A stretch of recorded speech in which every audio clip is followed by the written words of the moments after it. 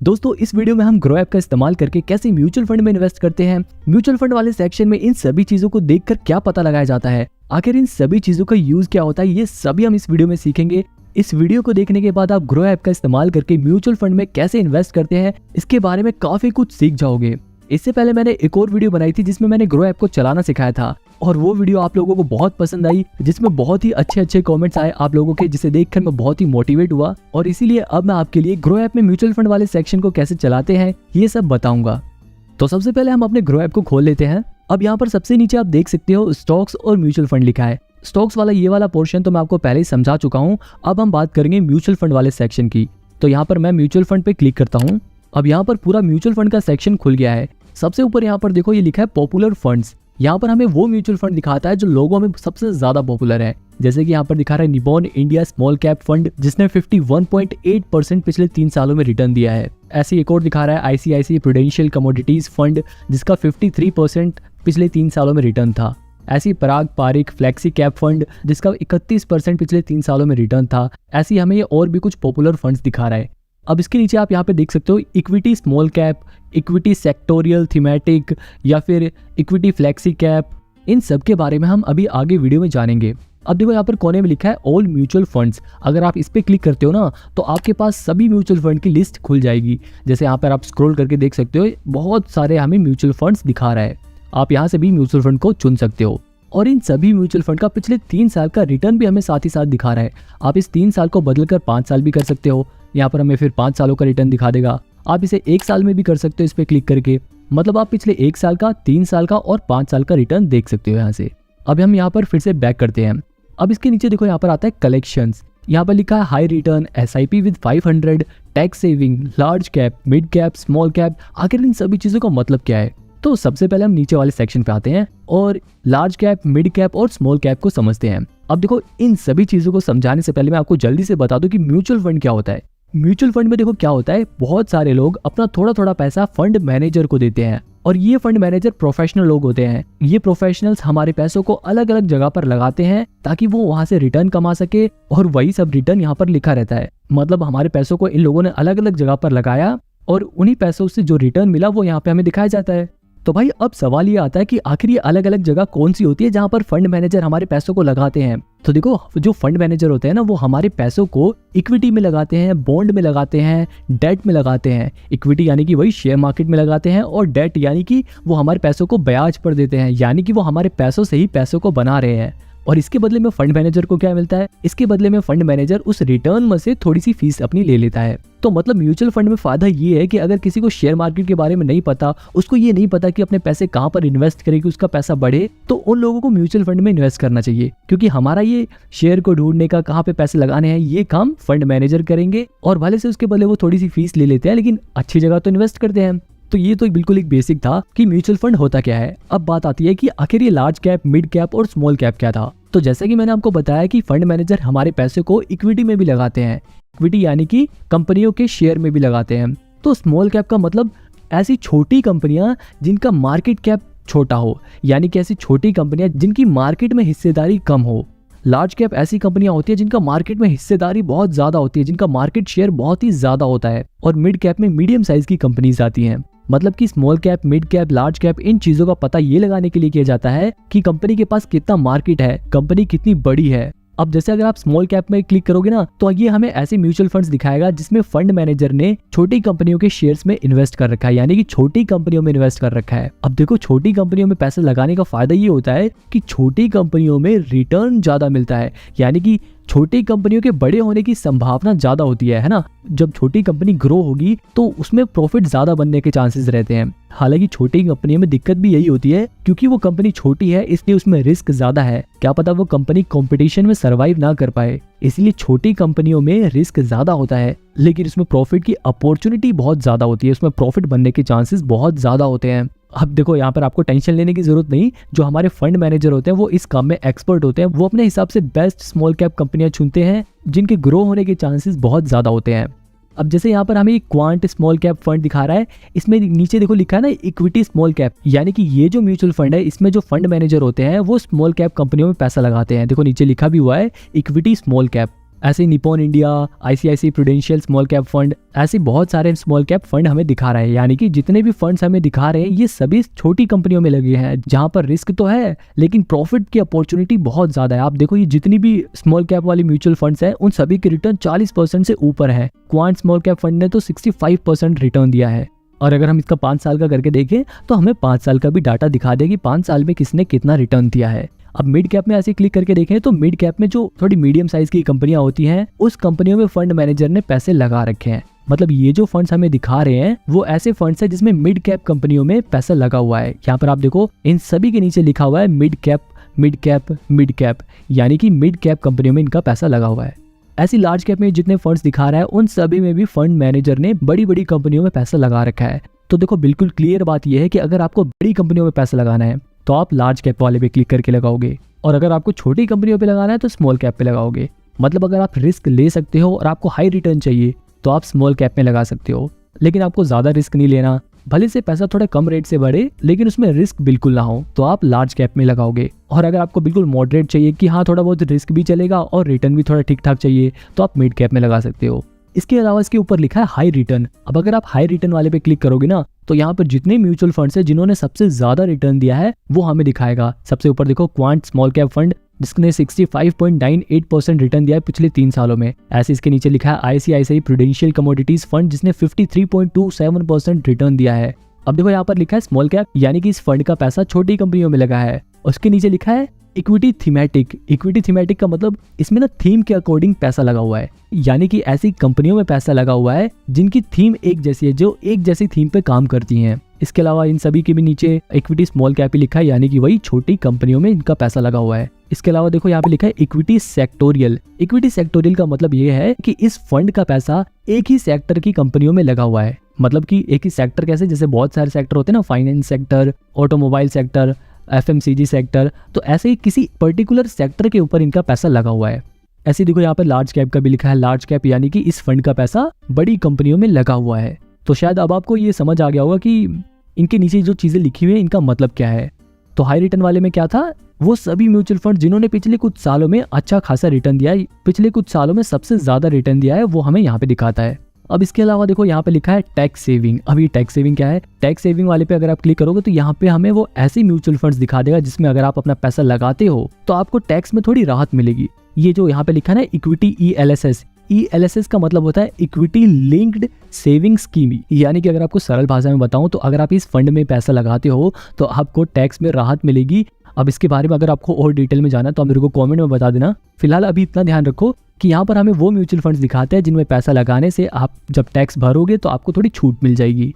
अब इसके अलावा यहाँ पर एक बचा है SIP विद 500। अगर आप इस पे क्लिक करोगे तो यहाँ पर हमें ऐसी म्यूचुअल फंड्स दिखा देगा जहाँ पर आप 500 रुपए से भी अपनी SIP स्टार्ट कर सकते हो। SIP मतलब सिस्टमेटिक इन्वेस्टमेंट प्लान, मतलब कि आप 500 रुपए से इन म्यूचुअल फंड में इन्वेस्टमेंट चालू कर सकते हो। अब वापस ऊपर जाते हैं और यहाँ पे जो लिखा था इक्विटी स्मॉल कैप या फिर इक्विटी सेक्टोरियल और थीमेटिक, अब शायद ये आपको समझ आ गया होगा। अब जैसे अगर मेरे को Nippon India small cap fund के बारे में थोड़ा और जानना है तो मैं क्या करूंगा, इस पे क्लिक करूंगा और इसके बारे में मेरे को सारी डिटेल्स दिखा देगा। अब जैसे यहाँ पर दिखा रहा है कि पिछले 3 सालों में 51.8% इसने रिटर्न दिया है। मतलब कि अगर आपने 100 रुपए लगाए होते तो वो आपके पैसे 151 रुपए हो जाते। ऐसे अगर हम इसको पिछले 5 सालों का अगर एवरेज देखा जाए तो लगभग 19% ही इसने रिटर्न दिया है। ऐसे अगर हम इसको पिछले 1 साल का रिटर्न करके देखें तो पिछले 1 साल में इसने 30% का रिटर्न दिया है। ऐसे ही आप यहाँ पर इसकी सारी परफॉर्मेंस को देख सकते हो। अब इसके नीचे हम थोड़ा और आते हैं, यहाँ पर देखो रेटिंग लिखा हुआ है, यानी कि इस फंड को 5 में से 4 की रेटिंग मिली हुई है। इसके नीचे लिखा हुआ फंड साइज, जिसमें हमें दिखा रहा है 26,293 करोड़ का इसका फंड साइज है। इसके अलावा हम मिनिमम 100 रुपए से भी अपनी SIP स्टार्ट कर सकते हैं, यानी कि हम हर महीने 100 रुपए इन्वेस्ट करके भी म्यूचुअल फंड में इन्वेस्ट करना स्टार्ट कर सकते हैं। और इसके ऊपर यहाँ पर NAV 110 रुपए जो लिखा हुआ है, ये हमें आज करंटली इसका प्राइस क्या है वो दिखा रहा है। यहाँ पे अगर आप करंटली करके देखो तो ये हमें आज यहाँ पे दिखा रहा है 24 तारीख को इसकी करंट वैल्यू 110 रुपए 20 पैसे है। अब इसके नीचे आता है सबसे इंटरेस्टिंग चीज, रिटर्न कैलकुलेटर, और ये फीचर मेरा सबसे फेवरेट है। यहाँ पर अगर आप इस पे क्लिक करोगे तो यहाँ पे देखो लिखा है मंथली SIP और वन टाइम वाले में देखो यहाँ पे लिखा है 20,000 रुपए। मतलब अगर आप एक बार में 20,000 रुपए इस म्यूचुअल फंड में लगा देते तो 1 साल में आपके वो 20,000 रुपए 25,860 रुपए हो जाते, यानी कि लगभग 29% वो पैसे आपके बढ़ गए होते। अगर आप 3 साल पहले इसमें 20,000 रुपए लगाते तो आपके वो पैसे लगभग 70,000 रुपए हो गए होते। इसी तरह अगर आप 5 साल का करके देखो, अगर आप 5 साल पहले 20,000 रुपये लगाते तो आपके वो 20,000 रुपये 48,150 रुपये आज के टाइम पे होते, है ना इंटरेस्टिंग। अब देखो इसके बगल में है मंथली SIP। अगर किसी के पास इकट्ठे पैसे नहीं है लगाने के लिए और वो हर महीने थोड़े थोड़े पैसे लगाना चाहता है तो वो मंथली SIP कर सकता है। और यहाँ पर हम मंथली SIP का रिटर्न कैलकुलेट करेंगे। मान लो आप 3 साल पहले हर महीने 10,000 रुपए इस म्यूचुअल फंड में SIP के जरिए इन्वेस्ट करते हैं तो आपके वो पैसे कितने बढ़ जाते हैं वो हमें यहाँ पे नीचे दिखा रहा है। आप टोटल 3,60,000 रुपए लगा देते अगर आप 10,000 रुपए 3 साल तक लगाते, और आपके वो 3 लाख रुपए 5,54,000 रुपए हो गए होते, यानी कि लगभग 54% आपके वो पैसे बढ़ गए होते। अब देखो ज़्यादातर लोग ऐसे भी हैं जो हर महीने 10,000 रुपए इन्वेस्ट नहीं कर सकते। अब मान लो अगर आप सिर्फ 1,000 रुपए करके देखो, या फिर चलो 500 ही करके देख लेते हैं, तो अगर आप 500 रुपए भी 3 साल तक बचाकर इस म्यूचुअल फंड में लगाते तो आप टोटल 18,000 रुपए सेव कर लेते। 18,000 रुपए लगा चुके होते और आपके वो 18,000 रुपए लगभग 28,000 रुपए हो गए होते, यानी कि 54% बढ़ गए होते। अब देखो आपको मंथली SIP करनी चाहिए या वन टाइम SIP करनी चाहिए, ये टोटली आप पर डिपेंड करता है। अब देखो इसके नीचे लिखा है होल्डिंग्स।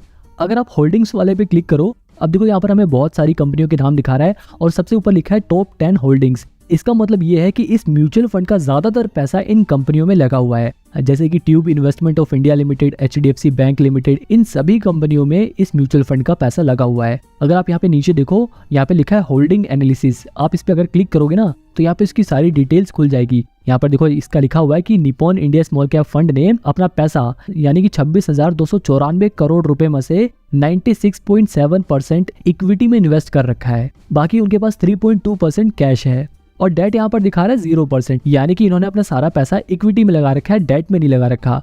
अब देखो इसके नीचे लिखा है इक्विटी सेक्टर एलोकेशन, यानी कि जो 96.7% वाला हिस्सा था, आखिर उसमें कहाँ पैसे लगा रखे हैं, किन किन सेक्टर में पैसे लगा रखे हैं, उसकी डिटेल्स हमें यहाँ पे नीचे दे रखी है। ये जो 96.7% मतलब कि लगभग 25,500 करोड़ रुपए इन्होंने किन किन सेक्टर्स में लगा रखे हैं उसकी सारी डिटेल्स हमें यहाँ पर दे रखी है। अब जैसे इन्होंने देखो यहाँ पे लिखा है, ये जो ब्लू वाला पोर्शन है ये कैपिटल गुड्स में 17%, सबसे ज्यादा इन्होंने पैसा अपना कैपिटल गुड्स में इन्वेस्ट कर रखा है। इसके अलावा इन्होंने केमिकल्स में भी 10% इन्वेस्ट कर रखा है।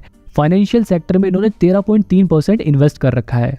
तो मतलब ये सारी डिटेल्स दी हुई है कि इन्होंने कहाँ पैसा लगा रखा है। इन्होंने हेल्थ केयर में भी लगा रखा है, इन्होंने सर्विसेज में लगा रखा है, कंस्ट्रक्शन में लगा रखा है, ऑटोमोबाइल में लगा रखा है, बहुत सारे सेक्टर में इन्होंने अपना पैसा लगाया हुआ है। लेकिन सबसे ज्यादा पैसा इन्होंने कैपिटल गुड और केमिकल्स और फाइनेंशियल सेक्टर में लगा रखा है।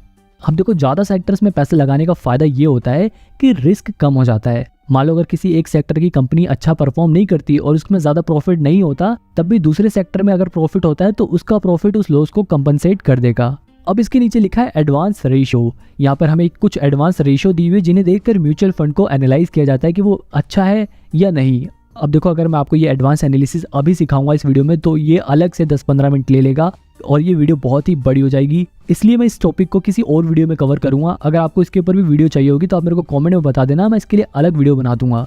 अभी हम बैक करते हैं और अब इस होल्डिंग के बाद यहाँ पर है रिटर्न एंड रैंकिंग। अगर हम इस पर क्लिक करें, पिछले 5 साल में, 3 साल में, 1 साल में जो इस फंड की रिटर्न परसेंटेज है वो हमें यहाँ पर दिखा रहा है, यानी कि पिछले 5 सालों में 19.2% इस फंड ने रिटर्न दिया है। पिछले 3 सालों में लगभग 50% का रिटर्न इसने दिया है, मतलब 50% पैसे बढ़ गए हैं। ऐसे इसके नीचे कैटेगरी की एवरेज परसेंटेज भी दी हुई है, जैसे यहाँ पर 14.2%, 43%, 18%। इस कैटेगरी की यानी कि इक्विटी स्मॉल कैप जो फंड्स होते हैं उनकी एवरेज ग्रोथ कितनी रही है और इसकी ग्रोथ कितनी रही है। तो देखो सिंपल सा मतलब ये है कि इस कैटेगरी के जो फंड होते हैं वो पिछले 5 सालों में 14% का रिटर्न देते हैं, लेकिन इस फंड ने 19% का रिटर्न दिया है। ऐसे 1 साल में देखो तो यहाँ पे दिखा रहा है इस कैटेगरी के जो फंड होते हैं वो 18% का रिटर्न दिया है एवरेज, लेकिन इस फंड ने 29.3% का रिटर्न दिया है। आई होप अब आपको ये समझ आ गया होगा। इसके अलावा देखो यहाँ पे लिखा है रैंक इन कैटेगरी। यहाँ पर इस फंड को इनकी कैटेगरी के हिसाब से रैंकिंग भी दी हुई है कि पिछले 1 साल में इसकी रैंकिंग 3 की रही है, लेकिन अगर पिछले 3 सालों का रिटर्न देखा जाए तो इस फंड को 2 की रैंकिंग मिली हुई है। अब रिटर्न एंड रैंकिंग आपको क्लियर हो गया होगा। इसके बाद आता है सिमिलर फंड्स।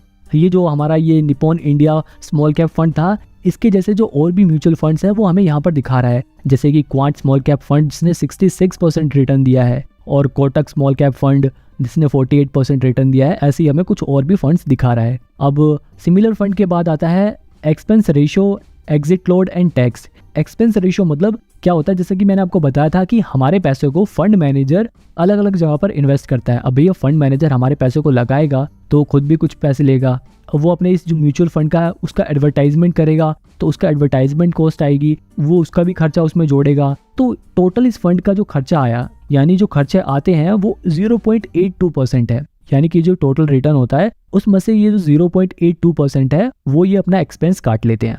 यानी कि अगर आप इस म्यूचुअल फंड में इन्वेस्ट करने के बाद 1 महीने के अंदर ही एग्जिट हो जाते हो, 1 महीने के अंदर ही अपने पैसे वापस निकाल लेते हो, तो आपके ऊपर 1% का एग्जिट लोड लगेगा, यानी कि 1% आपके चार्जेस कट जाएंगे। इसके अलावा नीचे लिखा है स्टैम्प ड्यूटी ऑन इन्वेस्टमेंट। अगर आप इस म्यूचुअल फंड में पैसे लगाओगे तो आपका जो टोटल अमाउंट रहेगा उसका 0.005% स्टैम्प ड्यूटी के नाम पर कटेगा। यहाँ पर देखो लिखा है return are taxed at 50% if you redeem before 1 year, यानी कि अगर आप 1 साल से पहले इस म्यूचुअल फंड से अपने पैसे निकाल लेते हो तो आपका जो भी रिटर्न रहेगा उस पर 15% टैक्स कटेगा। यहाँ पर देखो ध्यान देने वाली बात यह है कि आप जो पैसा लगाओगे उस पर जो रिटर्न मिलेगा, यानी कि जितना पैसा बढ़ेगा उस बढ़े हुए पैसे पर, यानी कि उस रिटर्न पर 15% टैक्स कटेगा। अब इसके नीचे देखो एक और बात लिखी है कि after 1 year you are required to pay LTCG, यानी कि long term capital gain tax आपको 10% पे करना पड़ेगा। यानी कि जो आपका रिटर्न है वो 1 साल में 1 लाख रुपए से ज्यादा होता है तो आपको उस पर 10% का टैक्स भरना पड़ेगा। अगर आपको थोड़ी कंफ्यूजन हो रही होगी ना तो आप इसे थोड़ा बैक करके दोबारा से सुनो, आपको समझ आ जाएगा। अगर आप इस पे क्लिक करोगे तो यहाँ पर उन फंड मैनेजर्स के नाम दिखा देगा जो आपके पैसे को अलग अलग जगह पर इन्वेस्ट कर रहे हैं। जैसे यहाँ पर दिखा रहा है समीर रच। अगर आप इनकी व्यू डिटेल पे क्लिक करोगे तो यहाँ पर दिखा रहा है कि जो समीर रच हैं, यानी कि जो फंड मैनेजर है यहाँ के, उनकी एजुकेशन क्वालिफिकेशन क्या है। जैसे कि यहाँ पर दिखा रहा है कि जो मिस्टर रच हैं उन्होंने BCom ऑनर्स कर रखी है VG वाजे कॉलेज मुंबई से, और इनको इस निपॉन इंडिया म्यूचुअल फंड में काम करने से पहले हिंदुजा फाइनेंस, MK रिसर्च जैसी कंपनियों में काम करने का एक्सपीरियंस है। ऐसे ही ये 3 फंड मैनेजर्स के नाम दिखा रहा है जिनकी एजुकेशन क्वालिफिकेशन और उनका एक्सपीरियंस को आप यहाँ से देख सकते हो। अब देखो इसके नीचे लिखा है fund house and investment objective. Fund house मतलब ऑर्गेनाइजेशन, ये हमारे देश के 6ठे नंबर पर आने वाली म्यूचुअल फंड ऑर्गेनाइजेशन है जिसके पास टोटल 2,77,915 करोड़ की असेट है। मतलब इन्होंने टोटल इतना सारा पैसा फंड्स में इन्वेस्ट कर रखा है। और ये जो ऑर्गेनाइजेशन है निपॉन इंडिया म्यूचुअल फंड, ये कब बनी थी, यहाँ पे वो डेट भी लिखी हुई है कि 30 जून 1995 को ये इनकॉर्पोरेट हुई थी। अब देखो ये निपॉन इंडिया म्यूचुअल फंड तो एक ऑर्गेनाइजेशन है, और ये जो Nippon India small cap fund direct growth है ये एक स्कीम है, ये एक फंड है। यानी कि ये ऑर्गेनाइजेशन है और ये एक फंड है, यानी कि एक तरह से उनकी कैटेगरी है जिसमें वो पैसा लगाते हैं। अब इसके नीचे यहाँ पर इनका इन्वेस्टमेंट ऑब्जेक्टिव भी लिखा है कि ये जो Nippon India small cap fund scheme है, इनका ऑब्जेक्टिव ये है कि ये ऐसी छोटी छोटी कंपनियों में पैसा लगाएं जहां पर ये लॉन्ग टर्म में ज्यादा रिटर्न दे सके। अब इसके बाद आता है other plans in the same fund. अगर आप इस पे क्लिक करोगे तो यहाँ पर दिखा रहा है कि ये जो Nippon India mutual fund organisation है ये और कौन कौन से फंड चलाती है। तो यहाँ पर देखो Nippon India small cap fund, direct bonus, IDCW, ये इनके और भी कुछ फंड्स हैं जिनमें हम पैसा लगा सकते हैं। तो यहाँ पर ये सारी चीज़ें हमने कवर कर ली। ये बहुत सारी चीज़ें थी जिन्हें कवर करने में काफ़ी टाइम भी लग गया। इसके अलावा देखो यहाँ पर ये ऊपर छोटा सा लिखा हुआ है ना, वेरी हाई रिस्क। मतलब जैसा कि मैंने आपको बताया था कि छोटी कंपनियों में अगर पैसा लगाए तो वहाँ पर रिस्क भी ज़्यादा होगा। तो यहाँ पर उन्होंने वो पहले ही लिखा हुआ है कि अगर आप इस फंड में अपना पैसा लगाते हो तो यहाँ पर रिस्क ज़्यादा रहेगा। अब वापस बैक करते हैं। अब ये सब तो हमने कवर ही कर लिया है। अब इसके नीचे लिखा है क्विक एक्सेस। अगर आप किसी और ऐप में म्यूचुअल फंड में इन्वेस्ट करते हो तो आप उस म्यूचुअल फंड को यहाँ पर भी मैनेज कर सकते हो इस इंपोर्ट फंड वाले पे क्लिक करके। तो यहाँ पर आप अपना नंबर डालोगे तो आपने अपने नंबर से जो भी म्यूचुअल फंड होल्ड कर रखे होगे, यानी कि अपने दूसरे प्लेटफॉर्म पे जितने भी म्यूचुअल फंड खरीदे होगे वो यहाँ पर आपको दिखा देगा, आप उसे यहाँ पर इंपोर्ट कर सकते हो। अब इसके बगल में है NFO लाइव। यहाँ पे क्या होता है, जब कोई पहली बार नया म्यूचुअल फंड आता है और उसमें लोग पहली बार अपने पैसे लगाते हैं तो वो इस NFO लाइव वाले सेक्शन में दिखाता है। अगर आप इस पे क्लिक करोगे तो यहाँ पर जितने नए म्यूचुअल फंड अभी आए हैं वो सभी हमें यहाँ पर दिखा रहा है। उनकी लॉन्च डेट यहाँ पे हमें दिखा रहा है और उनकी क्लोजिंग डेट कब है ये भी हमें बता रहा है। अगर आप इन पे क्लिक करके देखोगे तो इसके बारे में सारी डिटेल्स आपको दिखा देगा कि इस फंड हाउस का ऑब्जेक्टिव क्या है, इसमें मिनिमम इन्वेस्टमेंट कितनी चाहिए, इसके अंदर एग्जिट लोड और टैक्स इम्प्लीकेशंस क्या होंगी, वो सभी डिटेल यहाँ पर आपको दिखा देगा। अगर आप यहाँ पर एक बार में पैसे लगाकर इन्वेस्ट करना चाहते हैं तो 1 टाइम पे क्लिक करना होगा, और अगर आप मंथली पैसे इसमें इन्वेस्ट करना चाहते हैं तो आपको स्टार्ट SIP पे क्लिक करना पड़ेगा। तो अभी हम बैक कर देते हैं। इसके अलावा इसके बगल में कंपेयर का ऑप्शन दिया हुआ है। ये काफी यूजफुल ऑप्शन है क्योंकि आप इसकी मदद से 2 म्यूचुअल फंड को आपस में कंपेयर कर सकते हो। अब जैसे यहाँ पे नीचे आपको दिखा रहा है ना ICICI प्रूडेंशियल कमोडिटीज फंड और Nippon India small cap fund दिखा रहा है ना, अगर हमें इन दोनों को मान लो कंपेयर करना है तो हम इस पे क्लिक करेंगे कंपेयर वाले ऑप्शन पे, और यहाँ पर हमें ऐड अ फंड वाले पे क्लिक करना होगा और यहाँ पर हमें उस फंड का नाम डालना पड़ेगा। जैसे मैं यहाँ पे डाल देता हूँ ICICI प्रूडेंशियल कमोडिटीज फंड, ये दिखा रहा है सबसे ऊपर। मैंने इस पे क्लिक कर दिया। अब इसके बगल में मेरे को दूसरा म्यूचुअल फंड ऐड करना पड़ेगा, जैसे मैं यहाँ पे डाल देता हूँ Nippon India small cap fund, ये सबसे ऊपर दिखा रहा है। मैंने इस पे क्लिक कर दिया। अब ये इन दोनों म्यूचुअल फंड का डिटेल कंपैरिजन करेगा, जिसमें उनके रिटर्न्स को, उनके रिस्क को, उनकी रेटिंग्स को, सबको एनालाइज करेगा। अब अगर आप नीचे स्क्रॉल करोगे तो यहाँ पे फंड डिटेल्स दिखा रहा है। अगर आप इस पे क्लिक करोगे तो पिछले 1 साल के डाटा के ऊपर ये इसने कंपैरिजन किया है। यहाँ पे देखो ये रिस्क बता रहा है कि ICICI प्रूडेंशियल में हाई रिस्क है, लेकिन Nippon India small cap fund में ज्यादा रिस्क है, क्योंकि वो स्मॉल कैप फंड है। हालांकि रेटिंग यहाँ पे सिर्फ निपॉन इंडिया की दिखा रहा है, ICICI की नहीं दिखा रहा। इसके अलावा आप दोनों ही म्यूचुअल फंड में मिनिमम 100 रुपए से अपनी SIP स्टार्ट कर सकते हो। एक्सपेंस रेशियो की बात करें तो ICICI प्रूडेंशियल फंड में एक्सपेंस रेशियो ज्यादा है, जबकि Nippon India small cap fund में कम है। इसके अलावा दोनों की करंट वैल्यू भी हमें यहाँ पे दिखा रहा है। ये फंड कब से स्टार्ट हुआ था ये भी हमें यहाँ पे बता रहा है, और दोनों के एग्जिट लोड पे कितने चार्जेस लगेंगे वो भी हमें बता रहा है। जैसे ICICI प्रूडेंशियल में 1% लगेगा अगर आप 3 महीने के अंदर अंदर इसे रिडीम करते हो। इसके अलावा निपॉन इंडिया में भी आपको 1% चार्ज देना पड़ेगा, लेकिन इनका जो टाइम पीरियड है वो 1 महीने का दे रखा है इन्होंने। इसके अलावा अगर दोनों के 1 साल के रिटर्न को कैलकुलेट किया जाए तो Nippon India small cap fund ने ज्यादा रिटर्न दिया है, और अगर 3 साल के रिटर्न को कैलकुलेट किया जाए तो ऑलमोस्ट दोनों ने ही बराबर रिटर्न दिए हैं। हालांकि 5 साल में ICICI प्रूडेंशियल का डाटा नहीं है, बस निपॉन इंडिया का दिखा रहा है यहाँ पे 20%। यहाँ पे देखो सबसे नीचे लिखा है सिंस इंसेप्शन, यानी कि जब से ये म्यूचुअल फंड आए हैं तब से इन्होंने अब तक टोटल कितना रिटर्न दिया है। यहाँ पे ये दिखा रहा है कि ICICI प्रूडेंशियल ने अब तक 34% रिटर्न दिया है, जबकि निपॉन इंडिया ने 25% रिटर्न दिया है। अगर दोनों की प्रोज एंड कॉन्स के बारे में बात करें तो यहाँ पर इन दोनों ही म्यूचुअल फंड के फायदे और नुकसान दोनों ही बताए गए हैं। अब आप इन्हें पढ़ सकते हो। इसके अलावा टॉप होल्डिंग में इन दोनों ही म्यूचुअल फंड ने अपना ज्यादातर पैसा कहां पर लगा रखा है वो हमें यहाँ पे बता रखा है। अब इसके अलावा नीचे एक आ रहा है फंड मैनेजर वाला ऑप्शन। इसके अंदर हमें इन दोनों ही म्यूचुअल फंड में जो फंड मैनेजर्स हैं, जो इन्वेस्टर्स के पैसे को इन्वेस्ट कर रहे हैं, उनके नाम यहाँ पर दिए हुए हैं। जैसे ICICI प्रूडेंशियल में ललित कुमार ने लगाया है, जबकि निपॉन इंडिया में मिस्टर समीर रच ने लगाए हुए हैं। उनकी एजुकेशन क्वालिफिकेशन क्या है, उनका एक्सपीरियंस, सब कुछ यहाँ पर दिया हुआ है। अब इसके बाद नीचे आता है अबाउट फंड। यहाँ पे फंड के बारे में बेसिक डिटेल्स आपको मिल जाएंगी। अब अबाउट फंड के नीचे आता है पॉपुलर कंपैरिजन। जैसे हमने ICICI प्रूडेंशियल कमोडिटीज फंड और निपॉन इंडिया का भी कंपैरिजन किया है, ऐसे ही मोती ओसवाल मल्टी कैप और SBI फ्लेक्सी कैप का भी लोग कंपैरिजन करते हैं। अगर आप इनका भी कंपैरिजन देखना चाहते हैं तो बस आपको इस पे क्लिक करना होगा, और ये यहाँ पर अपने आप ही इन म्यूचुअल फंड का भी कंपैरिजन खुल जाएगा, जिनका कंपैरिजन आप देख सकते हो।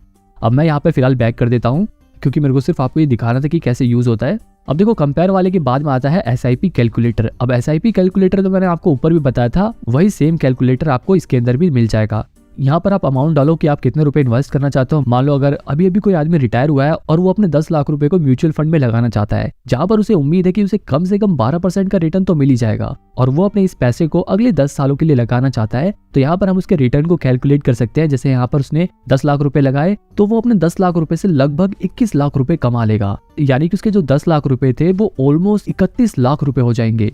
तो मतलब आप यहाँ पर अपनी मर्जी से कोई सा भी अमाउंट डालकर ये पता लगा सकते हो कि वो रिटर्न कितना हो सकता है। हालांकि जरूरी नहीं है कि उतना अमाउंट हो ही जाए, हो सकता है कम भी हो जाए और हो सकता है ज्यादा भी हो जाए, क्योंकि थोड़ा बहुत रिस्क तो म्यूचुअल फंड में भी होता ही है। अब इसके अलावा यहाँ पर नीचे भी सभी म्यूचुअल फंड की लिस्ट दी हुई है, जहां से आप सभी म्यूचुअल फंड को देख सकते हो। तो ऑलमोस्ट हमने ये सभी कवर कर लिए। अब यहाँ पर आप देखो डैशबोर्ड में आपने जितने भी म्यूचुअल फंड में अपना पैसा लगाया है वो यहाँ पर दिखाएगा। अगर आपने किसी म्यूचुअल फंड को खरीदने के लिए अपना ऑर्डर दिया है तो वो यहाँ ऑर्डर्स में दिखाएगा। अब देखो मेन बात ये आती है कि आपको म्यूचुअल फंड में इन्वेस्ट करना चाहिए या नहीं करना चाहिए। तो देखो यहाँ पर सबसे इंपॉर्टेंट बात यह है कि अगर आपको शेयर मार्केट के बारे में कुछ भी नहीं पता और आपको ये समझ नहीं आता कि मैं किस शेयर में इन्वेस्ट करूं, मैं किस कंपनी में अपने पैसे लगाऊं कि मेरे पैसे बढ़ जाएं, तो देखो ऐसे लोग अपने पैसा म्यूचुअल फंड में लगा सकते हैं, क्योंकि म्यूचुअल फंड में हमारे पैसे फंड मैनेजर लगा रहे हैं जो एक्सपर्ट है इस काम में।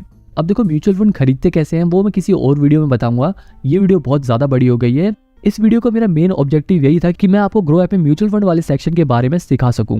अगर आपको ये वीडियो थोड़ी सी भी हेल्पफुल लगी हो तो आप इस चैनल को सब्सक्राइब कर लो। मैं जल्दी ही म्यूचुअल फंड्स के ऊपर बिगिनर्स के लिए एक नई सीरीज लेके आऊंगा जो आपके लिए काफी हेल्पफुल हो सकती है।